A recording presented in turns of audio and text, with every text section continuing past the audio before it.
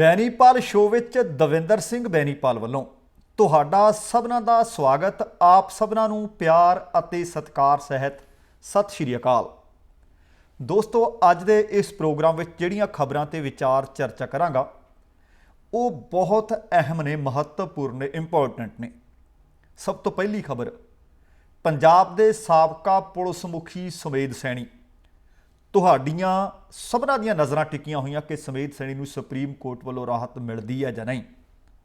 ਇਹ ਖਬਰ ਤੁਹਾਡੇ ਨਾਲ ਸਾਂਝੀ ਕਰਾਂਗਾ।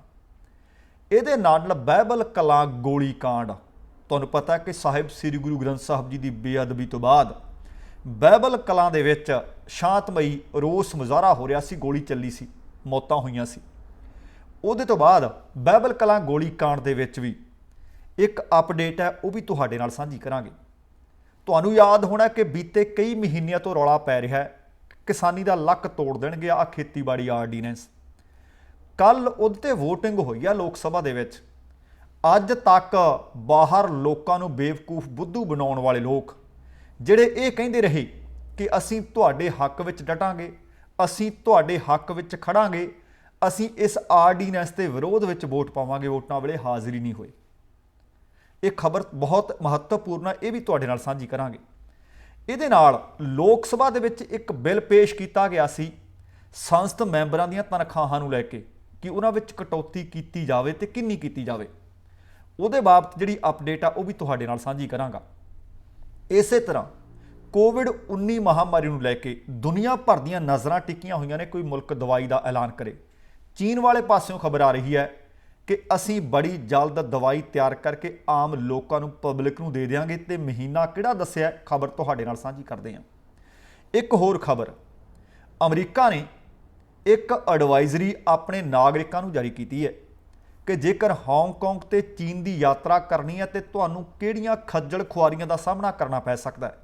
ਅਮਰੀਕਾ ਦੀ ਜਾਰੀ ਇਸ ਐਡਵਾਈਜ਼ਰੀ ਦੇ ਉੱਤੇ ਵੀ ਤੁਹਾਡੇ ਨਾਲ ਗੱਲਬਾਤ ਕਰਾਂਗੇ। ਆ ਬੀਤੇ ਕਈ ਦਿਨਾਂ ਤੋਂ BC ਵਿੱਚ, ਔਰਗਨ ਵਿੱਚ, ਕੈਲੀਫੋਰਨੀਆ ਵਿੱਚ, ਵਾਸ਼ਿੰਗਟਨ ਸਟੇਟ ਦੇ ਵਿੱਚ ਅੱਗਾਂ ਲੱਗੀਆਂ ਹੋਈਆਂ ਨੇ, ਜਿਸ ਕਾਰਨ ਇਸ ਵਕਤ ਵੈਨਕੂਵਰ ਦੀ ਅਤੇ ਕੈਨੇਡਾ ਦੇ ਲਗਭਗ ਹੋਰ 5 ਸੂਬਿਆਂ ਦੇ ਵਿੱਚ ਹਵਾ ਦੇ ਵਿੱਚ ਆਮ ਧੂਆਂ ਅੱਗ ਦਾ ਦੇਖਿਆ ਜਾ ਸਕਦਾ ਤੇ ਵੈਨਕੂਵਰ ਦੀ ਹਵਾ ਇਸ ਵਕਤ ਦੁਨੀਆ ਭਰ ਦੀ ਹਵਾ ਨਾਲੋਂ ਗੰਧਲੀ ਤੇ ਧੁੰਦਲੀ ਹੋਈ ਹੈ। ਇਹਦੇ ਬਾਰੇ ਵੀ ਕਰਾਂਗੇ ਗੱਲਬਾਤ। ਤੇ ਹੁਣ ਆਓ ਇਹਨਾਂ ਖਬਰਾਂ ਨੂੰ ਵਿਸਥਾਰ ਦੇ ਦਈਏ, ਤਫਸੀਲ ਨਾਲ ਚਰਚਾ ਕਰੀਏ। ਪਰ ਉਹਦੇ ਤੋਂ ਪਹਿਲਾਂ ਰੋਜ਼ਾਨਾ ਦੀ ਤਰ੍ਹਾਂ ਬੇਨਤੀ ਕਰਨੀ ਚਾਹੁੰਦਾ ਕਿ ਜੇਕਰ ਹਾਲੇ ਤੱਕ ਤੁਸੀਂ ਸਾਡੇ ਚੈਨਲ ਨੂੰ ਸਬਸਕ੍ਰਾਈਬ ਨਹੀਂ ਕੀਤਾ, ਬੇਨਤੀ ਹੈ ਕਿ ਜ਼ਰੂਰ ਸਬਸਕ੍ਰਾਈਬ ਕਰ ਲਿਓ ਤਾਂ ਕਿ ਰੋਜ਼ਾਨਾ ਦੀ ਆਪਣੀ ਗੱਲਬਾਤ, ਆਪਣਾ ਇਹ ਸਿਲਸਿਲਾ ਜਾਰੀ ਰਹੇ। ਇਹਦੇ ਨਾਲ ਨਾਲ ਨੋਟੀਫਿਕੇਸ਼ਨ ਵਾਲੀ ਘੰਟੀ ਔਨ ਕਰਨੀ ਬਹੁਤ ਲਾਜ਼ਮੀ ਹੈ ਤਾਂ ਕਿ ਤੁਹਾਨੂੰ ਪਤਾ ਲੱਗ ਸਕੇ ਕਿ ਨਵਾਂ ਵੀਡੀਓ ਕੋਈ ਅਪਲੋਡ ਕਰ ਦਿੱਤਾ ਗਿਆ ਹੈ। ਤੁਹਾਡੇ ਵੱਲੋਂ ਰੋਜ਼ਾਨਾ ਬਹੁਤ ਸਾਰੇ ਕਮੈਂਟ ਆਉਂਦੇ ਨੇ, ਕੋਸ਼ਿਸ਼ ਕਰਦਾ ਕਿ ਲਗਭਗ ਸਭਨਾਂ ਦਾ ਜਵਾਬ ਦੇ ਸਕਾਂ, ਪਰ ਜੇਕਰ ਕਿਸੇ ਦਾ ਜਵਾਬ ਦੇਣ ਤੋਂ ਮੈਂ ਰਹਿ ਜਾਂਦਾ ਉਹਨਾਂ ਤੋਂ ਮੁਆਫੀ ਚਾਹੁੰਦਾ। ਪਰ ਇਹਦੇ ਨਾਲ ਇੱਕ ਤੁਹਾਡੇ ਵੱਲੋਂ ਵਾਰ-ਵਾਰ ਪੁੱਛਿਆ ਜਾ ਰਿਹਾ ਹੈ ਕਿ ਪ੍ਰੋਗਰਾਮ ਲਾਈਵ ਦਾ ਸਮਾਂ, ਅਸਲ ਦੇ ਵਿੱਚ ਇਹ ਪ੍ਰੋਗਰਾਮ ਲਾਈਵ ਨਹੀਂ, ਰਿਕਾਰਡਡ ਹੁੰਦਾ ਤੇ ਆਉਣ ਵਾਲੇ ਦਿਨਾਂ ਵਿੱਚ ਕੋਸ਼ਿਸ਼ ਕਰਾਂਗੇ ਕਿ ਇੱਕ ਸਹੀ ਸਮਾਂ ਜਿਹੜਾ ਤੁਹਾਨੂੰ ਸਭਨਾਂ ਨੂੰ ਫਿੱਟ ਬੈਠਦਾ ਹੋਵੇ ਕਿ ਪ੍ਰੋਗਰਾਮ ਲਾਈਵ ਹੀ ਕਰਿਆ ਕਰੀਏ। ਇਹ ਆਉਣ ਵਾਲੇ ਦਿਨਾਂ ਦੇ ਵਿੱਚ ਜਿੱਥੇ ਹੋਰ ਪਲੇਲਿਸਟ, ਹੋਰ ਪ੍ਰੋਗਰਾਮ ਪੇਸ਼ ਕੀਤੇ ਜਾਣਗੇ, ਉੱਥੇ ਪ੍ਰੋਗਰਾਮ ਦਾ ਸਮਾਂ ਵੀ ਤੁਹਾਨੂੰ ਮੁਕਰਰ ਕਰਕੇ ਦੱਸ ਦਿੱਤਾ ਜਾਏਗਾ। ਇਹਦੇ ਨਾਲ ਜੇਕਰ ਇਹ ਜਾਣਕਾਰੀਆਂ, ਇਹ ਖਬਰਾਂ ਦੀ ਤਫਸੀਲ ਚੰਗੀ ਲੱਗੀ ਤਾਂ ਲਾਈਕ ਤੇ ਸ਼ੇਅਰ ਕਰਨ ਦੀ ਕਸਰ ਕੋਈ ਨਾ ਛੱਡਿਓ, ਤੁਹਾਡਾ ਦਿਲੋਂ ਧੰਨਵਾਦੀ ਹੋਵਾਂਗਾ। ਆਓ ਸਭ ਤੋਂ ਪਹਿਲਾਂ ਗੱਲ ਕਰੀਏ ਸੁਮੇਧ ਸੈਣੀ ਵਾਲੇ ਕੇਸ ਦੀ। ਤੁਹਾਨੂੰ ਯਾਦ ਹੋਣਾ ਹੈ ਕਿ 29 ਵਰ੍ਹੇ ਪੁਰਾਣਾ ਕੇਸ ਹੈ, ਬਲਵੰਤ ਸਿੰਘ ਮੁਲਤਾਨੀ ਜ਼ਬਰੀ ਅਗਵਾ, ਫਿਰ ਹੱਤਿਆ, ਫਿਰ ਕਤਲ ਦਾ ਮਾਮਲਾ ਦਰਜ ਹੋਇਆ ਬੀਤੇ ਦਿਨੀ। ਤੁਹਾਨੂੰ ਯਾਦ ਹੋਣਾ ਹੈ ਉਹਦੇ ਤੋਂ ਬਾਅਦ ਮੋਹਾਲੀ ਦੀ ਅਦਾਲਤ ਵੱਲੋਂ 1 ਸਤੰਬਰ ਨੂੰ ਸਾਬਕਾ ਪੁਲਿਸ ਮੁਖੀ ਸੁਮੇਧ ਸੈਣੀ ਦੀ ਜ਼ਮਾਨਤ, ਜਿਹੜੀ ਅਗਾਊਂ ਜ਼ਮਾਨਤ ਸੀ, ਮੁੱਢੋਂ ਹੀ ਰੱਦ ਕਰ ਦਿੱਤੀ ਸੀ। ਉਹਦੇ ਤੋਂ ਬਾਅਦ ਪੰਜਾਬ ਤੇ ਹਰਿਆਣਾ ਹਾਈ ਕੋਰਟ ਦਾ ਦਰਵਾਜ਼ਾ ਖੜਕਾਉਣ ਤੋਂ ਬਾਅਦ ਫਤਿਹਦੀਪ ਸਿੰਘ ਹੋਰਾਂ ਨੇ, ਉਹਨਾਂ ਨੇ ਵੀ ਇਹਨਾਂ ਦੀ ਉਹ ਅਰਜ਼ੀ, ਉਹ ਪਟੀਸ਼ਨ ਮੁੱਢੋਂ ਹੀ ਰੱਦ ਕਰ ਦਿੱਤੀ ਸੀ। ਫਿਰ ਉਸ ਤੋਂ ਬਾਅਦ ਭਾਰਤ ਦੀ ਸੁਪਰੀਮ ਕੋਰਟ, ਸਰਬ ਉੱਚ ਅਦਾਲਤ ਦਾ ਦਰਵਾਜ਼ਾ ਖੜਕਾ ਦਿੱਤਾ ਗਿਆ ਸੀ। ਸੋਮਵਾਰ ਨੂੰ ਸੁਣਵਾਈ ਹੋਣੀ ਸੀ। ਕੁਝ ਕਮੀਆਂ, ਕੁਝ ਪੇਸ਼ੀਆਂ ਦੇ ਕਾਰਨ ਦੁਬਾਰਾ ਆਖਿਆ ਗਿਆ ਸੀ ਕਿ ਕੱਲ੍ਹ ਦੇ ਦਿਨ ਸੁਣਵਾਈ ਕਰਾਂਗੇ ਤੇ ਤੁਸੀਂ ਆਪਣੀ ਉਹ ਚੀਜ਼ ਲਿਆ ਕੇ ਦਿਓ। 10:30 ਵਜੇ ਮੰਗਲਵਾਰ ਦਾ ਦਿਨ ਤੇ ਸਮਾਂ ਨਿਰਧਾਰਤ ਸੀ। ਸੁਣਵਾਈ ਕਰ ਦਿੱਤੀ 3 ਜੱਜਾਂ ਦੇ ਬੈਂਚ ਨੇ। ਉਹਨਾਂ ਨੇ ਸੁਮੇਧ ਸੈਣੀ ਨੂੰ ਰਾਹਤ ਦੇ ਦਿੱਤੀ ਹੈ। ਉਹਨਾਂ ਨੇ 14 ਦਿਨ ਦਾ ਸਮਾਂ ਦੇ ਦਿੱਤਾ ਹੈ। ਇਹ ਆਖ ਦਿੱਤਾ ਕਿ ਸਮੇਧ ਸੈਣੀ ਦੀ ਆਉਣ ਵਾਲੇ 2 ਹਫ਼ਤੇ ਜਿਹੜੀ ਸਪੈਸ਼ਲ ਇਨਵੈਸਟੀਗੇਸ਼ਨ ਟੀਮ ਬਣਾਈ ਗਈ ਹੈ, ਸਿੱਟ ਬਣਾਈ ਗਈ ਹੈ, ਉਹ ਗ੍ਰਿਫਤਾਰੀ ਨਹੀਂ ਕਰ ਸਕਦੀ। ਅਤੇ ਇਹਦੇ ਨਾਲ ਉਹਨਾਂ ਨੇ ਇਹ ਵੀ ਆਖ ਦਿੱਤਾ, ਸਮੇਧ ਸੈਣੀ ਨੂੰ ਇੱਕ ਹਦਾਇਤ ਵੀ ਜਾਰੀ ਕੀਤੀ ਹੈ ਕਿ ਸਮੇਧ ਸੈਣੀ ਨੂੰ ਜਿਹੜੀ ਸਪੈਸ਼ਲ ਇਨਵੈਸਟੀਗੇਸ਼ਨ ਟੀਮ ਬਣਾਈ ਹੋਈ ਹੈ, ਸਿੱਟ ਬਣਾਈ ਹੋਈ ਹੈ, ਉਹਨੂੰ ਜਾਂਚ ਦੇ ਵਿੱਚ ਸਹਿਯੋਗ ਕਰਨਾ ਪਏਗਾ। ਸੁਪਰੀਮ ਕੋਰਟ ਦੇ 3 ਜੱਜਾਂ ਦੇ ਬੈਂਚ ਨੇ ਇਹ ਵੀ ਆਖ ਦਿੱਤਾ ਕਿ ਇਹਨਾਂ 2 ਹਫ਼ਤਿਆਂ ਦਾ ਨੋਟਿਸ ਅਸੀਂ ਪੰਜਾਬ ਸਰਕਾਰ ਨੂੰ ਵੀ ਦੇ ਰਹੇ ਹਾਂ। ਪੰਜਾਬ ਸਰਕਾਰ ਢੁਕਵੀਆਂ ਦਲੀਲਾਂ ਤੇ ਜਵਾਬ ਇਹਨਾਂ 2 ਹਫ਼ਤਿਆਂ ਦੇ ਅੰਦਰ ਅੰਦਰ ਸਮੇਧ ਸੈਣੀ ਦੇ ਖਿਲਾਫ ਕੇਸ ਦੇ ਵਿੱਚ ਸਾਡੇ ਤੱਕ ਆਪਣਾ ਸਬਮਿਟ ਕਰੇ, ਪੇਸ਼ ਕਰੇ। ਹੁਣ 2 ਹਫ਼ਤਿਆਂ ਦਾ ਸਮਾਂ, 2 ਹਫ਼ਤਿਆਂ ਦੇ ਸਮੇਂ ਤੋਂ ਬਾਅਦ ਵੇਖਦੇ ਹਾਂ ਕਿ ਪੰਜਾਬ ਸਰਕਾਰ ਕਿਸ ਤਰ੍ਹਾਂ ਦੇ ਸਬੂਤ, ਕਿਸ ਤਰ੍ਹਾਂ ਦੀਆਂ ਦਲੀਲਾਂ ਸਮੇਧ ਸੈਣੀ ਦੇ ਕੇਸ ਦੇ ਖਿਲਾਫ ਪੇਸ਼ ਕਰਦੀ ਹੈ। ਤੇ ਉਧਰ ਇਹ ਵੀ ਵੇਖਦੇ ਹਾਂ ਕਿ ਸੁਪਰੀਮ ਕੋਰਟ ਨੇ ਸਮੇਧ ਸੈਣੀ ਨੂੰ ਆਖਿਆ ਕਿ ਤੁਹਾਨੂੰ ਸਿੱਟ ਨੂੰ ਜਾਂਚ ਵਿੱਚ ਸਹਿਯੋਗ ਕਰਨਾ ਪਏਗਾ। ਕਿ ਉਹ ਸੁਪਰੀਮ ਕੋਰਟ ਦੇ ਹੁਕਮਾਂ ਦੀ ਪਾਲਣਾ ਕਰਦੇ ਹੈ? ਪਰ ਇਹ ਗੱਲ ਪੱਕੀ ਹੈ ਕਿ ਹੁਣ 2 ਹਫ਼ਤੇ ਸਮੇਧ ਸੈਣੀ ਦੀ ਗ੍ਰਿਫਤਾਰੀ ਤਾਂ ਨਹੀਂ ਹੋ ਸਕਦੀ। ਪਰ ਤੁਹਾਨੂੰ ਦੱਸਣਾ ਚਾਹੁੰਦਾ ਹੈ ਕਿ ਬੀਤੀ 22 ਤਰੀਕ ਤੋਂ 22 ਅਗਸਤ ਤੋਂ ਜ਼ੈਡ ਸ਼੍ਰੇਣੀ ਦੀ ਸੁਰੱਖਿਆ ਮਿਲੀ ਹੋਈ ਸਮੇਧ ਸੈਣੀ ਨੂੰ। ਉਹ ਸੁਰੱਖਿਆ ਛਤਰੀ ਛੱਡ ਕੇ ਫਰਾਰ ਨੇ, ਭਗੌੜੇ ਨੇ। 22 ਅਗਸਤ ਤੋਂ ਹਾਲੇ ਤੱਕ ਕੋਈ ਕਿਸੇ ਵੀ ਪੁਲਿਸ ਨੂੰ, ਕਿਸੇ ਸਿੱਟ ਨੂੰ ਕੋਈ ਉਗ ਸੁਗ ਨਹੀਂ ਕਿ ਸਮੇਧ ਸੈਣੀ ਕਿੱਥੇ ਹੈ। 22 ਅਗਸਤ ਤੋਂ ਲੈ ਕੇ ਅੱਜ ਦਾ ਦਿਨ, ਅੱਜ ਦੀ ਤਾਰੀਖ ਨੋਟ ਕਰ ਲਓ। ਜੇਕਰ ਏਡੇ ਵੱਡੇ ਪੱਧਰ ਤੇ ਕੇਸ ਉੱਭਰਿਆ ਹੋਵੇ, ਸਾਹਮਣੇ ਆਇਆ ਹੋਵੇ ਕਿ ਕੀ ਪੁਲਿਸ ਦੋਸ਼ੀ ਨੂੰ ਲੱਭ ਨਾ ਸਕਦੀ? ਉਹ ਵੀ ਸਮੇਧ ਸੈਣੀ ਵਰਗਾ ਜਿਹੜਾ ਇੱਕ ਨਾਮਵਰ ਵਿਅਕਤੀ ਹੈ, ਜਿਹੜਾ ਪੁਲਿਸ ਦਾ ਮੁਖੀ ਵੀ ਰਿਹਾ। ਤੇ ਅਗਲੀ ਗੱਲ ਇਹ ਵੀ ਹੈ ਕਿ ਉਹ ਕਹਿੰਦਾ ਕਿ ਮੈਨੂੰ ਪੰਜਾਬ ਪੁਲਿਸ ਤੋਂ ਨਹੀਂ, ਬਾਹਰੀ ਏਜੰਸੀ ਤੋਂ ਜਾਂਚ ਕਰਵਾਈ ਜਾਵੇ। ਇਹ ਆਪਣੇ ਆਪ ਦੇ ਵਿੱਚ ਹੈਰਾਨੀ ਹੈ ਕਿ ਜਿਸ ਪੁਲਿਸ ਦਾ ਉਹ ਮੁਖੀ ਰਿਹਾ, ਉਹਨੂੰ ਉਹਦੇ ਤੇ ਯਕੀਨ ਨਹੀਂ, ਵਿਸ਼ਵਾਸ ਨਹੀਂ। ਹੁਣ 2 ਹਫ਼ਤਿਆਂ ਤੋਂ ਬਾਅਦ ਦੇਖਾਂਗੇ ਕਿ ਪੰਜਾਬ ਸਰਕਾਰ ਦਾ ਦਾਅਵਾ, ਪੰਜਾਬ ਸਰਕਾਰ ਦੀਆਂ ਦਲੀਲਾਂ ਅਤੇ ਸਮੇਧ ਸੈਣੀ ਦਾ ਇਹਨਾਂ 14 ਦਿਨਾਂ ਦੇ ਵਿਚਕਾਰ ਕੀ ਉਹ ਸਾਹਮਣੇ ਆਉਂਦਾ ਹੈ, ਕੀ ਉਹ ਪਤਾ ਲੱਗਦਾ ਹੈ ਕਿ ਕਿਹਦੀ ਬੁੱਕਲ 'ਚ ਬੈਠਾ ਸੀ, ਕਿਹਦੀ ਕੋਠੀ 'ਚ, ਕਿਹਦੇ ਫਾਰਮ ਹਾਊਸ ਤੇ ਬੈਠਾ ਸੀ। ਪਰ 14 ਦਿਨਾਂ ਤੋਂ ਬਾਅਦ ਸੁਪਰੀਮ ਕੋਰਟ ਹੋ ਸਕਦਾ ਹੈ, ਜੇਕਰ ਦਲੀਲਾਂ ਜਾਇਜ਼ ਪੰਜਾਬ ਸਰਕਾਰ ਪੇਸ਼ ਕਰ ਸਕੀ, ਹੋ ਸਕਦਾ ਹੈ ਕਿ ਉਸ ਦੀ ਇਹ ਜ਼ਮਾਨਤ ਅਰਜ਼ੀ ਰੱਦ ਕਰ ਦਿੱਤੀ ਜਾਵੇ। ਪਰ ਹੁਣ ਸਾਨੂੰ 2 ਹਫ਼ਤੇ ਇਸ ਕੇਸ ਤੇ ਹੋਰ ਨਜ਼ਰ ਬਣਾ ਕੇ ਰੱਖਣੀ ਹੋਏਗੀ। ਪਰ ਹਾਂ, ਕੇਸ ਭਾਵੇਂ ਸਮੇਧ ਸੈਣੀ ਦਾ, ਭਾਵੇਂ ਕੇਸ ਕੋਈ ਹੋਰ ਹੈ, ਖਬਰ ਜਿਹੜੀ ਵੀ ਆਈ ਤਸੱਲੀ ਨਾਲ ਤੁਹਾਡੇ ਰੂਬਰੂ ਕਰਨ ਦੀ ਕੋਸ਼ਿਸ਼ ਕਰਾਂਗੇ, ਝਿਜਕਾਂਗੇ ਨਹੀਂ। ਅਗਲੀ ਖਬਰ ਤੁਹਾਡੇ ਨਾਲ ਸਾਂਝੀ ਕਰਦੇ ਹਾਂ ਬਹਿਬਲ ਕਲਾਂ ਕਾਂਡ ਦੀ। ਤੁਹਾਨੂੰ ਪਤਾ ਕਿ ਬਹਿਬਲ ਕਲਾਂ ਗੋਲੀ ਕਾਂਡ ਵਾਪਰੇ ਨੂੰ ਕਈ ਵਰ੍ਹੇ ਹੋ ਗਏ ਆ। ਸਰਕਾਰ ਉਸ ਵਕਤ ਪ੍ਰਕਾਸ਼ ਸਿੰਘ ਬਾਦਲ ਦੀ ਅਕਾਲੀ ਭਾਜਪਾ ਦੀ ਸਰਕਾਰ ਸੀ। ਲੋਕ ਇਨਸਾਫ ਮੰਗਦੇ ਰਹੇ ਸਾਹਿਬ ਸ੍ਰੀ ਗੁਰੂ ਗ੍ਰੰਥ ਸਾਹਿਬ ਜੀ ਦੀਆਂ ਬੇਅਦਬੀਆਂ, ਪਰ ਮਿਲ ਨਾ ਸਕਿਆ। ਉਹਦੇ ਤੋਂ ਬਾਅਦ ਕੈਪਟਨ ਅਮਰਿੰਦਰ ਸਿੰਘ ਹੋਰਾਂ ਨੇ ਵਿਧਾਨ ਸਭਾ ਚੋਣਾਂ ਤੋਂ ਪਹਿਲਾਂ ਸਾਲ 2017 ਵਿੱਚ ਕਿਹਾ ਸੀ ਕਿ ਪੰਜਾਬ ਸਰਕਾਰ ਸਾਨੂੰ ਬਣਾਉਣ ਦਾ ਮੌਕਾ ਦਿਓ, ਅਸੀਂ ਤੁਹਾਨੂੰ ਬੇਅਦਬੀ ਕਾਂਡ ਦਾ ਇਨਸਾਫ ਲੈ ਕੇ ਦੇਵਾਂਗੇ। ਪਰ ਹਾਲੇ ਤੱਕ ਇਨਸਾਫ ਮਿਲਿਆ ਨਹੀਂ। ਪਰ ਲੋਕ ਹਾਲੇ ਵੀ ਆਸਵੰਦ ਨੇ ਤੇ ਆਸਵੰਦ ਰਹਿਣਾ ਵੀ ਚਾਹੀਦਾ। ਪਰ ਹੁਣ ਬੀਤੇ ਦਿਨਾਂ ਤੋਂ ਲਗਾਤਾਰ ਇਸ ਦੇ ਵਿੱਚ ਅਪਡੇਟਸ ਹੋ ਰਹੀਆਂ ਨੇ। 10 ਸਤੰਬਰ ਨੂੰ ਅਦਾਲਤ ਨੇ 2 ਅਰਜ਼ੀਆਂ ਸੀ ਜਿਨ੍ਹਾਂ ਤੇ ਫੈਸਲਾ ਰਾਖਵਾਂ ਰੱਖਿਆ ਸੀ। ਸਿੱਟ ਦੇ ਜਿਹੜੇ ਖਾਸ ਮੈਂਬਰ ਨੇ, ਵਿਸ਼ੇਸ਼ ਮੈਂਬਰ ਨੇ, ਕੁੰਵਰ ਵਿਜੇ ਪ੍ਰਤਾਪ ਸਿੰਘ, ਉਹ ਵਿਸ਼ੇਸ਼ ਅਦਾਲਤ ਦੇ ਵਿੱਚ ਖੁਦ ਸ਼ਾਮਲ ਹੋਏ ਸੀ। ਉਹਨਾਂ ਨੇ ਦੱਸਿਆ ਸੀ ਕਿ ਇੰਸਪੈਕਟਰ ਪ੍ਰਦੀਪ ਸਿੰਘ ਨੂੰ ਅਸੀਂ ਸਰਕਾਰੀ ਗਵਾਹ, ਵਾਅਦਾ ਮਾਫ ਗਵਾਹ ਬਣਾਉਣਾ ਚਾਹੁੰਦੇ ਹਾਂ। ਦੋਵੇਂ ਧਿਰਾਂ ਦੀਆਂ 5 ਘੰਟੇ ਦਲੀਲਾਂ ਸੁਣਨ ਤੋਂ ਬਾਅਦ ਅੱਜ ਤੱਕ ਲਈ ਇਹ ਫੈਸਲਾ ਮਾਨਯੋਗ ਅਦਾਲਤ ਨੇ ਰਾਖਵਾਂ ਰੱਖ ਲਿਆ ਸੀ।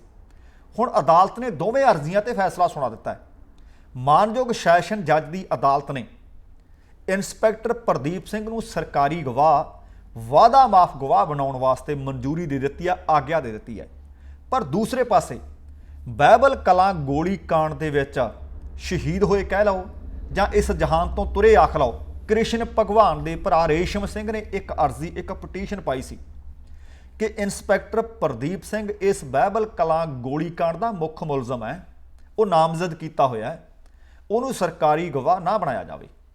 ਪਰ ਮਾਨਯੋਗ ਅਦਾਲਤ ਨੇ ਰੇਸ਼ਮ ਸਿੰਘ ਦੀ ਇਸ ਅਰਜ਼ੀ ਨੂੰ ਖਾਰਜ ਕਰ ਦਿੱਤਾ ਹੈ। ਸਿੱਟ ਦੀ ਅਰਜ਼ੀ ਨੂੰ ਮਨਜ਼ੂਰ ਕਰਕੇ ਉਸ ਨੂੰ ਸਰਕਾਰੀ ਗਵਾਹ ਬਣਾਉਣ ਦੀ ਆਗਿਆ ਦੇ ਦਿੱਤੀ ਹੈ।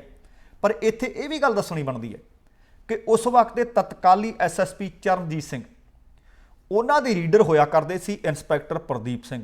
ਸਿਰਫ ਰੀਡਰ ਹੀ ਨਹੀਂ, ਜਿਹੜੇ ਦਿਨ ਇਹ ਬਹਿਬਲ ਕਲਾਂ ਗੋਲੀ ਕਾਂਡ ਵਾਪਰਦਾ ਹੈ, ਇਹ ਮੰਦਭਾਗੀ ਘਟਨਾ ਵਾਪਰਦੀ ਹੈ, ਉਸ ਵਕਤ ਉਹ ਚਰਨਜੀਤ ਐਸਐਸਪੀ ਦੇ ਨਾਲ ਖੁਦ ਪ੍ਰਦੀਪ ਸਿੰਘ, ਉਸ ਵਕਤ ਉਹ ਇੰਸਪੈਕਟਰ ਸੀ, ਉਸ ਵਕਤ ਘਟਨਾ ਸਥਾਨ ਤੇ ਵੀ ਮੌਜੂਦ ਸੀ ਤੇ ਇਸ ਬਹਿਬਲ ਕਲਾਂ ਗੋਲੀ ਕਾਂਡ ਦੇ ਵਿੱਚ ਮੁੱਖ ਮੁਲਜ਼ਮ ਵੀ ਨਾਮਜ਼ਦ ਕੀਤੇ ਹੋਏ ਸੀ। ਪਰ ਹੁਣ ਮਾਨਯੋਗ ਅਦਾਲਤ ਨੇ ਉਹਨਾਂ ਨੂੰ ਸਰਕਾਰੀ ਗਵਾਹ ਵਾਅਦਾ ਮਾਫ ਗਵਾਹ ਬਣਨ ਵਾਸਤੇ ਗ੍ਰੀਨ ਸਿਗਨਲ ਦੇ ਦਿੱਤਾ ਤੇ ਅਰਜ਼ੀ ਮਨਜ਼ੂਰ ਕਰ ਲਈ ਹੈ। ਆਉਣ ਵਾਲੇ ਦਿਨਾਂ ਦੇ ਵਿੱਚ ਬਹਿਬਲ ਕਲਾਂ ਗੋਲੀ ਕਾਂਡ ਦਾ ਇਨਸਾਫ ਕਦ ਮਿਲਦਾ, ਇਸ ਮਾਮਲੇ ਦੇ ਵਿੱਚ ਕਿਹੜੀ ਹੋਰ ਅਪਡੇਟ ਆਉਂਦੀ ਹੈ, ਤੁਹਾਡੇ ਨਾਲ ਜ਼ਰੂਰ ਸਾਂਝੀ ਕਰਾਂਗੇ। ਤੇ ਹੁਣ ਆਪਾਂ ਗੱਲ ਕਰਦੇ ਹਾਂ ਖੇਤੀਬਾੜੀ ਆਰਡੀਨੈਂਸ। ਬੀਤੇ ਲਗਭਗ ਕਈ ਦਿਨਾਂ ਤੋਂ, ਕਈ ਮਹੀਨਿਆਂ ਤੋਂ ਬਹੁਤ ਸਾਰੀਆਂ ਕਿਸਾਨ ਜਥੇਬੰਦੀਆਂ ਕਦੇ ਬਾਦਲਾਂ ਦਾ ਘਰ ਘੇਰਦੀਆਂ ਨੇ, ਕਦੇ ਕਿਸੇ ਹੋਰ ਸੰਸਦ ਮੈਂਬਰ ਦਾ ਘਰ ਘੇਰਦੀਆਂ ਨੇ, ਸੜਕਾਂ ਤੇ ਨੇ।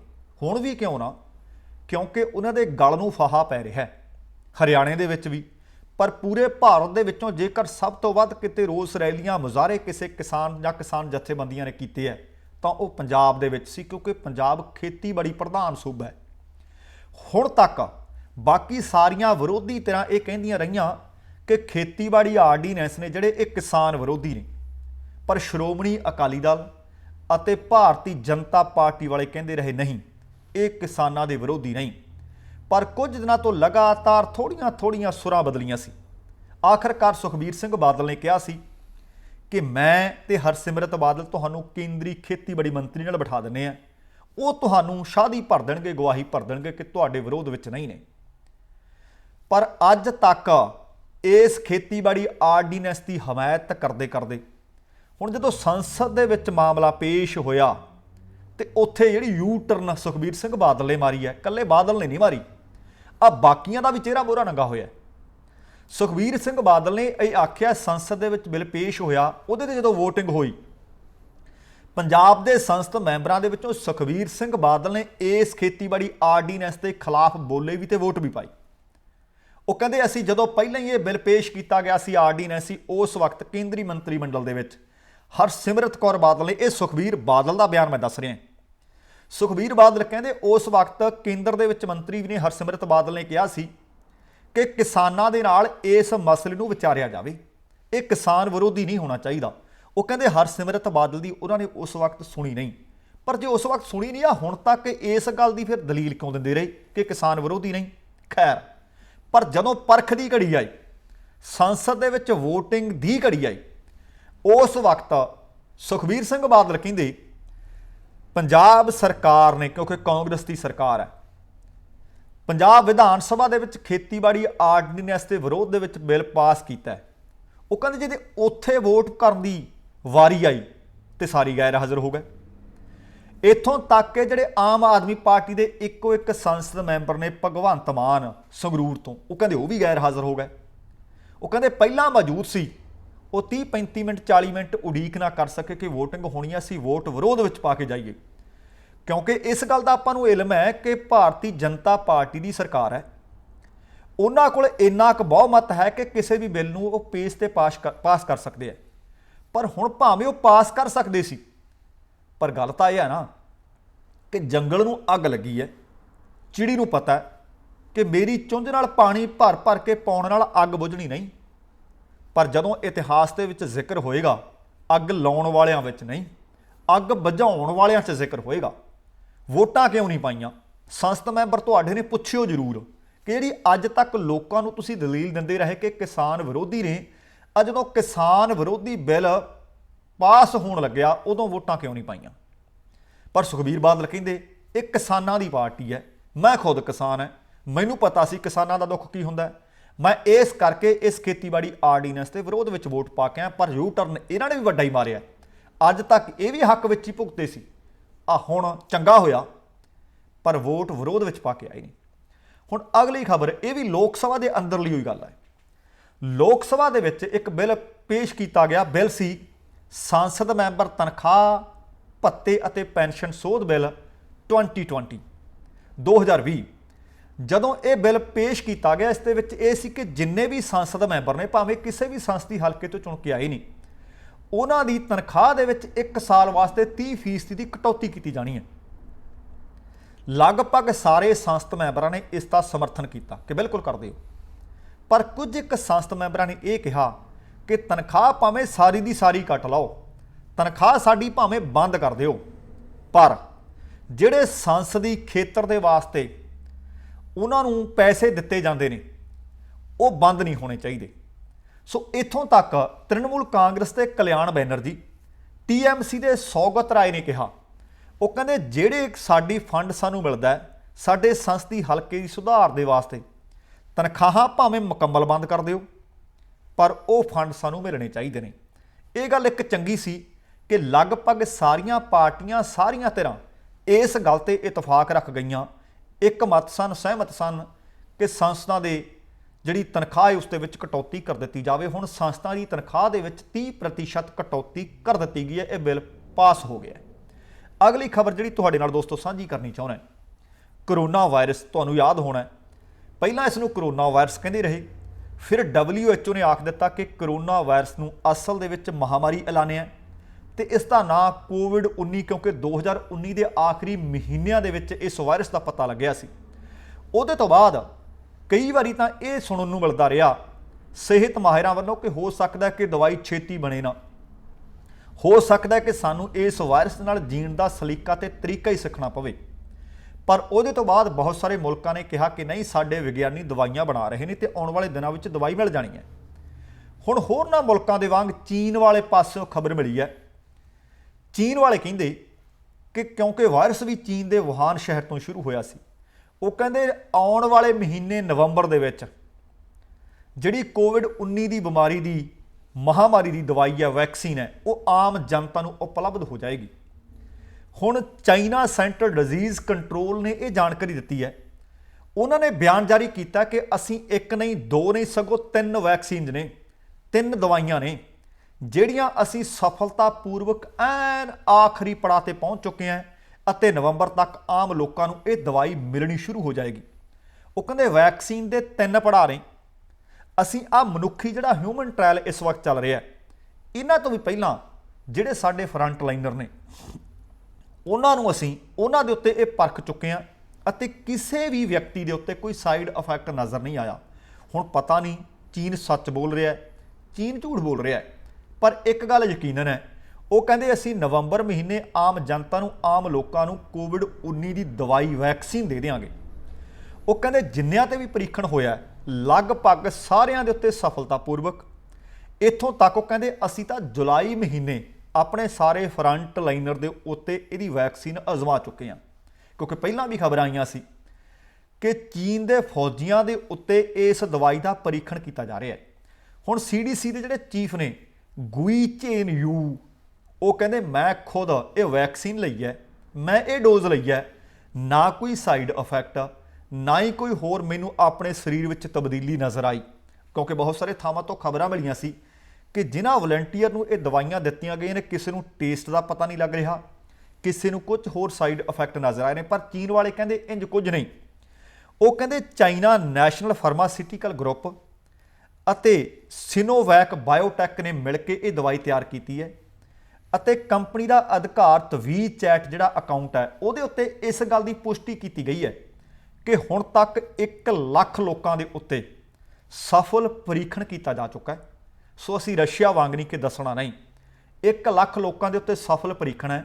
ਨਵੰਬਰ ਮਹੀਨੇ ਉਹਨਾਂ ਨੇ ਦੁਨੀਆ ਨੂੰ ਇਹ ਦੱਸਿਆ ਕਿ ਆਮ ਲੋਕਾਂ ਤੱਕ ਅਸੀਂ ਕਰੋਨਾ ਵੈਕਸੀਨ ਦੀ 1 ਨਹੀਂ 2 ਨਹੀਂ ਸਗੋਂ 3 ਵੈਕਸੀਨ ਪੁੱਜਦੀਆਂ ਕਰ ਦੇਵਾਂਗੇ। ਚੰਗਾ, ਭਾਵੇਂ ਚੀਨ ਬਣਾਵੇ, ਭਾਵੇਂ ਰੂਸ ਬਣਾਵੇ, ਭਾਵੇਂ ਬਣਾਵੇ ਅਮਰੀਕਾ, ਭਾਵੇਂ ਖਬਰ ਆ ਜੇ ਭਾਰਤ ਵਾਲੇ ਪਾਸਿਓਂ, ਦੁਨੀਆ ਨੂੰ ਇਸ ਵਕਤ ਕੋਵਿਡ-19 ਦੀ ਦਵਾਈ ਚਾਹੀਦੀ ਹੈ। ਕਿਉਂਕਿ ਇਸ ਵਕਤ ਸਾਰੀ ਦੁਨੀਆ ਦੇ ਵਿੱਚੋਂ ਜੇਕਰ ਸਭ ਤੋਂ ਵੱਧ ਮਰੀਜ਼ ਕਿਤੇ ਆ ਰਹੇ ਨੇ, ਪਹਿਲਾਂ ਅਮਰੀਕਾ ਵਿੱਚ ਸੀ ਤੇ ਹੁਣ ਉਹ ਝੰਡੀ ਭਾਰਤ ਕੋਲ ਹੈ। ਪਰ ਇੱਕ ਗੱਲ ਚੰਗੀ ਹੈ ਕਿ ਭਾਰਤ ਦੇ ਵਿੱਚ ਰਿਕਵਰੀ ਰੇਟ ਵੀ ਕਾਫੀ ਹੱਦ ਤੱਕ ਵਧਿਆ ਹੋਇਆ ਹੈ। ਤੇ ਕੱਲ੍ਹ ਨੂੰ ਮੈਂ ਇੱਕ ਤੁਹਾਡੇ ਨਾਲ ਖਾਸ ਗੱਲ ਕੋਵਿਡ-19 ਨੂੰ ਲੈ ਕੇ ਕਰਨੀ ਹੈ।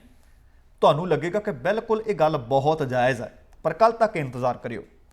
ਇਹਦੇ ਨਾਲ ਹੁਣ ਚੀਨ ਅਤੇ ਹਾਂਗਕਾਂਗ, ਤੁਹਾਨੂੰ ਪਤਾ ਹੈ ਕਿ ਕੁਝ ਕੁ ਸਮਾਂ ਪਹਿਲਾਂ, ਕੁਝ ਮਹੀਨੇ ਪਹਿਲਾਂ, ਗੱਲ ਜੂਨ ਮਹੀਨੇ ਦੀ ਹੈ। ਜੂਨ ਦੇ ਵਿੱਚ ਰਾਸ਼ਟਰੀ ਸੁਰੱਖਿਆ ਕਾਨੂੰਨ ਹਾਂਗਕਾਂਗ ਦੇ ਵਿੱਚ ਚੀਨ ਨੇ ਲਾਗੂ ਕਰ ਦਿੱਤਾ। ਉਹਦੇ ਤੋਂ ਬਾਅਦ ਬਹੁਤ ਸਾਰੇ ਮੁਲਕਾਂ ਨੇ ਆਖਿਆ ਕਿ ਭਾਈ ਚੀਨ, ਇਹ ਤੇਰੇ ਵਾਸਤੇ ਚੰਗੀ ਗੱਲ ਨਹੀਂ। ਉਹ ਕਹਿੰਦਾ ਤੁਸੀਂ ਕੌਣ ਹੋ, ਸਾਡਾ ਘਰੇਲੂ ਮਾਮਲਾ ਹੈ, ਅਸੀਂ 5 ਕਰੀਏ ਤੇ ਅਸੀਂ ਕਰੀਏ 50। ਤੁਹਾਨੂੰ ਪਤਾ ਕਿ ਕਰੋਨਾ ਵਾਇਰਸ ਨੂੰ ਲੈ ਕੇ ਕੋਵਿਡ-19 ਨੂੰ ਲੈ ਕੇ ਅਮਰੀਕਾ ਤੇ ਚੀਨ ਲਗਭਗ ਆਮੋ ਸਾਹਮਣੇ ਨੇ। ਦੂਸਰੇ ਪਾਸੇ ਭਾਰਤ ਅਤੇ ਚੀਨ ਕਿਸੇ ਮਾਮਲੇ ਨੂੰ ਲੈ ਕੇ ਵੀ ਆਮੋ ਸਾਹਮਣੇ ਨੇ। ਆਸਟ੍ਰੇਲੀਆ ਵਾਲੇ ਵੀ ਚੀਨ ਦੇ ਨਾਲ ਆਮੋ ਸਾਹਮਣੇ ਨੇ।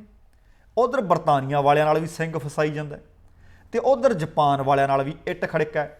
ਕਹਿਣ ਦਾ ਭਾਵ ਭਾਰਤ ਨੂੰ ਛੱਡ ਕੇ ਜੇਕਰ ਬਾਕੀ ਮੁਲਕਾਂ ਦੀ ਵੀ ਗੱਲ ਕਰੀਏ, ਚੀਨ ਦੀ ਬਹੁਤਿਆਂ ਨਾਲ ਇਸ ਵਕਤ ਬਣਦੀ ਨਹੀਂ। ਪਰ ਹੁਣ ਚੀਨ ਨੂੰ ਲੈ ਕੇ ਅਮਰੀਕਾ ਨੇ ਆਪਣੇ ਨਾਗਰਿਕਾਂ ਵਾਸਤੇ ਇੱਕ ਐਡਵਾਈਜ਼ਰੀ ਜਾਰੀ ਕੀਤੀ ਹੈ ਤੇ ਐਡਵਾਈਜ਼ਰੀ ਜਾਰੀ ਕਰਦਿਆਂ ਅਮਰੀਕਾ ਨੇ ਆਖਿਆ ਕਿ ਸਾਡਾ ਕੋਈ ਵੀ ਨਾਗਰਿਕ ਚੀਨ ਅਤੇ ਹਾਂਗਕਾਂਗ ਦੀ ਯਾਤਰਾ ਨਾ ਕਰੇ। ਪਰ ਫਿਰ ਵੀ ਜੇਕਰ ਕੋਈ ਯਾਤਰਾ ਕਰਦਾ ਤੇ ਕਹਿੰਦੇ ਉਹਨਾਂ ਨੂੰ ਇਸ ਤੇ ਗੰਭੀਰ ਸਿੱਟੇ ਭੁਗਤਣੇ ਪੈ ਸਕਦੇ ਆ। ਉਹ ਕਹਿੰਦੇ ਚੀਨ ਦੇ ਵਿੱਚ ਕਾਨੂੰਨ ਨਾਂ ਦੀ ਕੋਈ ਚੀਜ਼ ਨਹੀਂ। ਹੋ ਸਕਦਾ ਤੁਹਾਨੂੰ ਆਪਣੇ ਹਿਸਾਬ ਨਾਲ ਕੋਈ ਕਾਨੂੰਨ ਲਾ ਕੇ ਉਹ ਗ੍ਰਿਫਤਾਰ ਕਰ ਲੈਣ। ਹੋ ਸਕਦਾ ਤੁਹਾਡੇ ਉੱਤੇ ਕਿਹੜਾ ਉਹਨਾਂ ਨੇ ਅਪਰਾਧ ਮੜਿਆ ਉਹਦੀ ਕਿਸੇ ਨੂੰ ਕੋਈ ਜਾਣਕਾਰੀ ਨਾ ਦੇਣ। ਹੋ ਸਕਦਾ ਜਦੋਂ ਤੁਸੀਂ ਕਿਸੇ ਮੁਲਕ ਵਿੱਚ ਫੜੇ ਜਾਂਦੇ ਹੋ, ਕਿਸੇ ਹੋਰ ਮੁਲਕ ਦੇ ਤੁਸੀਂ ਨਾਗਰਿਕ ਹੋ, ਤੁਹਾਨੂੰ ਉੱਥੋਂ ਦੀ ਅੰਬੈਸੀ ਦੇ ਨਾਲ ਰਾਬਤਾ ਕਰਨ ਦੀ ਡਿਪਲੋਮੈਟਿਕ ਤਰੀਕੇ ਦੇ ਨਾਲ ਗੱਲਬਾਤ ਕਰਨ ਅਤੇ ਕੋਈ ਵਕੀਲ ਮੁਹੱਈਆ ਕਰਵਾਉਣ ਵਾਸਤੇ ਉਹਨਾਂ ਦਾ ਫਰਜ਼ ਬਣਦਾ। ਉਹ ਕਹਿੰਦੇ ਹੋ ਸਕਦਾ ਚੀਨ ਤੁਹਾਨੂੰ ਇਹ ਵੀ ਨਾ ਕਰਨ ਦੇਵੇ। ਇਹਦੇ ਨਾਲ ਉਹ ਕਹਿੰਦੇ ਇਹ ਵੀ ਹੈ ਕਿ ਚੀਨ ਤੁਹਾਨੂੰ ਲੰਬੇ ਸਮੇਂ ਤੱਕ ਆਪਣੀਆਂ ਜੇਲ੍ਹਾਂ ਦੇ ਵਿੱਚ ਡੱਕੀ ਰੱਖੇ ਤੇ ਵਾਪਸ ਤੁਹਾਨੂੰ ਆਉਣ ਦੀ ਉਮੀਦ ਘੱਟ ਹੋਵੇ। ਉਹ ਕਹਿੰਦੇ ਇਹ ਵੀ ਹੋ ਸਕਦਾ ਚੀਨ ਤੁਹਾਨੂੰ ਉੱਥੇ ਗ੍ਰਿਫਤਾਰ ਕਰਕੇ ਤੁਹਾਡੇ ਕੋਲੋਂ ਇਸ ਤਰ੍ਹਾਂ ਦੀ ਪੁੱਛ ਪੜਤਾਲ ਕਰੇ ਤੁਹਾਡੇ ਪਰਿਵਾਰ ਬਾਰੇ ਜਾਂ ਇੱਥੋਂ ਦੇ ਹੋਰ ਕਿਸੇ ਢਾਂਚੇ ਦੇ ਬਾਬਤ ਜਿਹਦੇ ਬਾਰੇ ਆਮ ਨਾਗਰਿਕ ਤੋਂ ਪੁੱਛਗਿੱਛ ਕੀਤੀ ਜਾਣੀ ਬਣਦੀ ਨਹੀਂ। ਸੋ ਇਸ ਕਰਕੇ ਅਮਰੀਕਾ ਨੇ ਆਪਣੇ ਨਾਗਰਿਕਾਂ ਨੂੰ ਐਡਵਾਈਜ਼ਰੀ ਜਾਰੀ ਕਰ ਦਿੱਤੀ ਹੈ ਕਿ ਹਾਂਗਕਾਂਗ ਅਤੇ ਚੀਨ ਦੀ ਇਸ ਵਕਤ ਯਾਤਰਾ ਨਾ ਕੀਤੀ ਜਾਵੇ। ਹੋ ਸਕਦਾ ਕਿ ਤੁਹਾਨੂੰ ਫਿਰ ਲੈਣੇ ਦੇ ਦੇਣੇ ਪੈ ਸਕਦੇ ਆ। ਤੁਹਾਨੂੰ ਯਾਦ ਕਰਵਾ ਦਿਆਂ ਕਿ ਜਦੋਂ ਵਾਵੇ ਦੇ CFO ਨੂੰ ਵੈਨਕੂਵਰ ਦੇ ਅੰਤਰਰਾਸ਼ਟਰੀ ਹਵਾਈ ਅੱਡੇ ਤੇ ਗ੍ਰਿਫਤਾਰ ਕਰ ਲਿਆ ਜਾਂਦਾ ਹੈ, ਉਸ ਦੇ ਬਦਲੇ ਦੇ ਵਿੱਚ ਕੁਝ ਕੈਨੇਡੀਅਨ ਨਾਗਰਿਕਾਂ ਨੂੰ ਗ੍ਰਿਫਤਾਰ ਕੀਤਾ ਗਿਆ ਤੇ ਲਗਭਗ 18 ਮਹੀਨੇ ਇਹੀ ਨਹੀਂ ਦੱਸਿਆ ਕਿ ਉਹਨਾਂ ਦੇ ਉੱਤੇ ਕੇਸ ਕਿਹੜਾ ਦਰਜ ਕੀਤਾ ਗਿਆ। ਉਹਨਾਂ ਦੇ ਵਿੱਚੋਂ ਇੱਕ ਵਿਅਕਤੀ ਨੂੰ ਤਾਂ ਆਪਣੇ ਪਰਿਵਾਰ ਨਾਲ ਕਦੇ ਗੱਲਬਾਤ ਕਰਨੀ ਨਹੀਂ ਦਿੱਤੀ ਗਈ। ਇੱਕ ਵਿਅਕਤੀ ਨੂੰ ਗੱਲਬਾਤ ਕਰਨ ਦਿੱਤੀ ਗਈ ਹੈ, ਸਿਰਫ ਉਹ ਵੀ ਉਹਦੇ ਘਰ ਦਾ ਪਰਿਵਾਰਕ ਮੈਂਬਰ ਇੱਕ ਬਹੁਤ ਜ਼ਿਆਦਾ ਬਿਮਾਰ ਸੀ, ਪਰ ਉਹ ਵੀ ਕੁਝ ਮਿੰਟ ਵਾਸਤੇ ਤੇ ਉਸ ਵਕਤ ਵੀ ਕੋਈ ਵਿਅਕਤੀ ਉਸ ਦੇ ਕੋਲ ਖੜਾ ਸੀ। ਹੁਣ ਚੀਨ ਨੂੰ ਲੈ ਕੇ ਅਮਰੀਕਾ ਨੇ ਇੱਕ ਵਾਰੀ ਫਿਰ ਇਸ ਐਡਵਾਈਜ਼ਰੀ ਨੂੰ ਲਾਗੂ ਕੀਤਾ, ਜਾਰੀ ਕੀਤਾ। ਸੋ ਜੇਕਰ ਤੁਸੀਂ ਅਮਰੀਕਾ ਵਿੱਚੋਂ ਤਾਂ ਇਸ ਐਡਵਾਈਜ਼ਰੀ ਤੇ ਜ਼ਰੂਰ ਗੌਰ ਫਰਮਾਇਓ। ਤੇ ਇਹਦੇ ਨਾਲ ਜਾਂਦਿਆਂ ਜਿਹੜੀ ਗੱਲ ਬੜੀ ਗੰਭੀਰ ਬਣੀ ਹੋਈ ਹੈ, ਕੈਲੀਫੋਰਨੀਆ ਦੇ ਵਿੱਚ ਕਈ ਮਹੀਨਿਆਂ ਤੋਂ ਅੱਗਾਂ ਲੱਗੀਆਂ ਨੇ। ਬਹੁਤ ਸਾਰੇ ਘਰ, ਬਹੁਤ ਸਾਰੀ ਖੇਤੀਬਾੜੀ ਯੋਗ ਜ਼ਮੀਨ ਸਾੜ ਕੇ ਰਾਖ ਕਰ ਦਿੱਤੀ ਹੈ। ਉਹਦੇ ਤੋਂ ਬਾਅਦ ਅਮਰੀਕਾ ਦਾ ਹੀ ਕੈਲੀਫੋਰਨੀਆ ਦੇ ਨਾਲ ਲੱਗਣ ਵਾਲਾ ਸੂਬਾ ਓਰੇਗਨ ਸਟੇਟ, ਉਹਦੇ ਵਿੱਚ ਵੀ ਜੰਗਲੀ ਅੱਗਾਂ ਨੇ ਬਹੁਤ ਸਾਰੀ ਤਬਾਹੀ ਮਚਾਈ ਹੈ। ਇਹਦੇ ਨਾਲ ਅਗਲੀ ਸਟੇਟ ਲੱਗਦੀ ਹੈ ਵਾਸ਼ਿੰਗਟਨ, ਜਿਹੜੀ ਇੱਧਰ ਕੈਨੇਡਾ ਦੇ ਬ੍ਰਿਟਿਸ਼ ਕੋਲੰਬੀਆ ਸੂਬੇ ਨਾਲ ਲੱਗਦੀ ਹੈ, BC ਨਾਲ ਲੱਗਦੀ ਹੈ। ਵਾਸ਼ਿੰਗਟਨ ਵਿੱਚ ਵੀ ਜੰਗਲੀ ਅੱਗਾਂ ਨੇ, ਵੈਨਕੂਵਰ ਦੇ ਆਲੇ ਦੁਆਲੇ ਇਲਾਕੇ ਵਿੱਚ ਵੀ ਲੱਗੀਆਂ ਹੋਈਆਂ ਜੰਗਲੀ ਅੱਗਾਂ ਨੇ। ਉਹਨਾਂ ਨੇ ਇੰਨਾ ਕੁ ਤਬਾਹੀ ਮਚਾ ਦਿੱਤੀ ਹੈ ਕਿ ਬਹੁਤ ਕੀਮਤੀ ਜੰਗਲ ਸਾੜ ਕੇ ਰਾਖ ਕਰ ਦਿੱਤੇ ਹੈ। ਹੁਣ ਤੱਕ 36 ਲੋਕਾਂ ਦੀ ਇਹਨਾਂ ਜੰਗਲੀ ਅੱਗਾਂ ਦੇ ਕਾਰਨ ਜਾਨ ਜਾ ਚੁੱਕੀ ਹੈ। ਤੇ ਜੇਕਰ ਵੈਨਕੂਵਰ ਦੇਖੀਏ ਤਾਂ ਇਸ ਵਕਤ ਬਿਲਕੁਲ ਉਹ ਦਿੱਲੀ ਵਾਂਗੂ ਐਨ ਧੂਏ ਦੇ ਬੱਦਲ ਨਜ਼ਰ ਆ ਰਹੇ ਨੇ। ਦੁਨੀਆ ਭਰ ਦੇ ਵਿੱਚ ਸਭ ਤੋਂ ਸਾਫ਼ ਸ਼ੁੱਧ ਹਵਾ ਜੇਕਰ ਗਿਣੀ ਜਾਂਦੀ ਸੀ ਤਾਂ ਵੈਨਕੂਵਰ ਦੀ ਸੀ, ਬੈਂਫ ਦੀ ਸੀ। ਇੱਥੋਂ ਦੀ ਹਵਾ ਲਿਜਾ ਕੇ ਵੇਚੀ ਜਾ ਰਹੀ ਸੀ। ਪਰ ਅੱਜ ਦੁਨੀਆ ਭਰ ਦੇ ਵਿੱਚੋਂ ਇਸ ਜੰਗਲੀ ਅੱਗਾਂ ਨੇ ਸਭ ਤੋਂ ਮਾੜੀ ਗੁਣਵੱਤਾ ਜੇਕਰ ਕਿਸੇ ਹਵਾ ਦੀ ਆ ਤਾਂ ਉਹ ਵੈਨਕੂਵਰ ਦੀ ਹੈ। ਕੱਲੇ ਵੈਨਕੂਵਰ ਵਿੱਚ ਹੀ ਨਹੀਂ, ਕੱਲੇ ਬ੍ਰਿਟਿਸ਼ ਕੋਲੰਬੀਆ ਵਿੱਚ ਹੀ ਨਹੀਂ। ਸੋ ਹੁਣ ਲਗਭਗ ਕੈਨੇਡਾ ਦੇ ਵੀ 5 ਸੂਬਿਆਂ ਦੇ ਵਿੱਚ ਇਹ ਧੂਏ ਦੇ ਬੱਦਲ ਦੇਖੇ ਜਾ ਸਕਦੇ ਹੈ ਅਤੇ ਐਡਵਾਈਜ਼ਰੀ ਲਾਗੂ ਕਰ ਦਿੱਤੀ ਗਈ ਹੈ ਕਿ ਜੇਕਰ ਤੁਹਾਨੂੰ ਐਜ਼ਮਾ ਹੈ, ਤੁਸੀਂ ਦਮੇ ਦੇ, ਤੁਸੀਂ ਸਾਹ ਦੇ ਮਰੀਜ਼ ਹੋ, ਤਾਂ ਤੁਹਾਨੂੰ ਘਰ ਤੋਂ ਬਾਹਰ ਨਾ ਨਿਕਲਣ ਦੀ ਸਲਾਹ ਦਿੱਤੀ ਜਾਂਦੀ ਹੈ ਕਿ ਘਰ ਤੋਂ ਬਾਹਰ ਨਾ ਨਿਕਲਿਆ ਜਾਵੇ। ਆਪਣੇ ਘਰਾਂ ਦੀਆਂ ਖਿੜਕੀਆਂ, ਆਪਣੇ ਘਰਾਂ ਦੀਆਂ ਤਾਕੀਆਂ ਨਾ ਖੋਲ੍ਹਣ ਦੀ ਹਦਾਇਤ ਜਾਰੀ ਕੀਤੀ ਗਈ ਹੈ। ਜੇਕਰ ਤੁਸੀਂ ਬਾਹਰ ਕਿਤੇ ਜਾ ਰਹੇ ਹੋ ਤਾਂ ਘੱਟੋ ਘੱਟ ਆਪਣੀ ਕਾਰ ਦੇ ਸ਼ੀਸ਼ੇ ਬੰਦ ਕਰਕੇ ਰੱਖੋ। ਇਹ ਵੀ ਐਡਵਾਈਜ਼ਰੀ ਜਾਰੀ ਕੀਤੀ ਗਈ ਹੈ। ਸੋ ਆਉਣ ਵਾਲੇ ਦਿਨਾਂ ਦੇ ਵਿੱਚ ਜਿੰਨੀ ਦੇਰ ਤੱਕ ਮੀਂਹ ਨਹੀਂ ਗੱਡ ਕੇ ਪੈਂਦੇ, ਉਨੀ ਦੇਰ ਤੱਕ ਇਹ ਜੰਗਲੀ ਅੱਗਾਂ ਤੇ ਕਾਬੂ ਪਾਉਣਾ ਮੁਸ਼ਕਲ ਹੋਇਆ। ਪਰ ਤੁਹਾਨੂੰ ਅਪੀਲ ਹੈ, ਕਿਉਂਕਿ ਕੈਂਪ ਫਾਇਰ ਤਾਂ ਵੈਸੇ ਹੀ ਬੰਦ ਕਰ ਦਿੱਤੀ ਗਈ ਹੈ, ਪਰ ਜੇਕਰ ਕਿਤੇ ਅੱਗ ਤੁਸੀਂ ਬਾਲਦੇ ਹੋ ਨਾ, ਆਉਣ ਤੋਂ ਪਹਿਲਾਂ ਅੱਗ ਬੁਝਾ ਕੇ ਆਇਆ ਕਰੋ। ਜੇਕਰ ਤੁਸੀਂ ਸਿਗਰਟ ਪੀਣ ਦੇ ਆਦੀ ਹੋ ਤਾਂ ਸਿਗਰਟ ਬੁਝਾ ਕੇ ਸੁੱਟਿਆ ਕਰੋ, ਕਿਉਂਕਿ ਇਹਨਾਂ ਵਿੱਚੋਂ ਕਈ ਕੁਦਰਤੀ ਅੱਗਾਂ ਨੇ, ਕਈ ਮਨੁੱਖੀ ਗਲਤੀਆਂ ਦੇ ਕਾਰਨ ਲੱਗੀਆਂ ਹੋਈਆਂ ਅੱਗਾਂ ਨੇ ਜਿਹੜੀਆਂ ਕੀਮਤੀ ਸਰਮਾਇਆ ਸਾੜ ਕੇ ਰਾਖ ਕਰ ਰਹੀਆਂ ਨੇ। ਬਹੁਤ ਸਾਰੇ ਲੋਕਾਂ ਨੂੰ ਘਰ ਛੱਡਣ ਵਾਸਤੇ ਮਜਬੂਰ ਹੋਣਾ ਪਿਆ, ਕਈਆਂ ਦੇ ਘਰ ਸਿਰਫ ਛੱਡਣੇ ਹੀ ਨਹੀਂ ਸੜ ਕੇ ਰਾਖ ਹੋ ਗਏ ਆ ਤੇ ਹੁਣ ਤੱਕ 36 ਮੌਤਾਂ ਇਹਨਾਂ ਜੰਗਲੀ ਅੱਗਾਂ ਦੇ ਕਾਰਨ ਹੋ ਚੁੱਕੀਆਂ ਨੇ। ਦੋਸਤੋ, ਇਹ ਅੱਜ ਦੀਆਂ ਕੁਝ ਖਬਰਾਂ ਸੀ, ਉਮੀਦ ਹੈ ਤੁਹਾਨੂੰ ਚੰਗੀਆਂ ਲੱਗੀਆਂ ਹੋਣਗੀਆਂ। ਸੋ ਜੇਕਰ ਸੱਚਮੁੱਚ ਤੁਹਾਨੂੰ ਇਹ ਤਫਸੀਲ, ਇਹ ਜਾਣਕਾਰੀਆਂ ਠੀਕ ਲੱਗੀਆਂ ਤਾਂ ਵੀਡੀਓ ਸ਼ੇਅਰ ਅਤੇ ਲਾਈਕ ਕਰਨ ਦੀ ਵੀ ਜ਼ਰੂਰ ਕੋਸ਼ਿਸ਼ ਕਰਿਓ। ਤੇ ਜੇਕਰ ਹਾਲੇ ਤੱਕ ਸਾਡਾ ਚੈਨਲ ਸਬਸਕ੍ਰਾਈਬ ਨਹੀਂ ਕੀਤਾ ਤਾਂ ਕਿਰਪਾ ਕਰਕੇ ਸਾਡਾ ਚੈਨਲ ਜ਼ਰੂਰ ਸਬਸਕ੍ਰਾਈਬ ਕਰਿਓ, ਤਾਂ ਕਿ ਆਪਣੇ ਪਰਿਵਾਰ ਦੀ ਗਿਣਤੀ ਵਧਦੀ ਰਹੇ ਅਤੇ ਆਪਣੀ ਰੋਜ਼ਾਨਾ ਦੀ ਮੁਲਾਕਾਤ ਹੁੰਦੀ ਰਹੇ। ਸੋ ਇਸ ਦੇ ਨਾਲ ਹੀ ਦਵਿੰਦਰ ਸਿੰਘ ਬੈਨੀਪਾਲ ਨੂੰ ਆਗਿਆ ਦਿਓ। ਸਤਿ ਸ਼੍ਰੀ ਅਕਾਲ, ਰੱਬ ਰਾਖਾ। ਪਰ ਜਾਣ ਤੋਂ ਪਹਿਲਾਂ ਕਹਾਂਗਾ, ਜ਼ਿੰਦਗੀ ਜ਼ਿੰਦਾ ਦਿਲੀ ਦਾ ਨਾਮ ਹੈ।